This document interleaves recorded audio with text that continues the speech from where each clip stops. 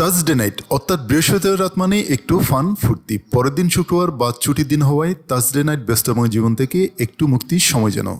বন্ধুদের সঙ্গে এমন এক আড্ডায় মুখর হতে চেয়েছিলেন কয়েকজন বন্ধু, কিন্তু সেই আড্ডা তাদের জীবনে প্রশান্তি তো আনেনি, বরং তৈরি করেছে সমস্যা।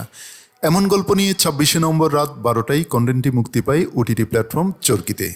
নির্মাতা জাহিদ প্রীতম বলেন, থার্সডে নাইটের গল্প এদেশে ঘটে যাওয়া একটি অপরাধমূলক ঘটনা থেকে অনুপ্রাণিত হয়ে লেখা।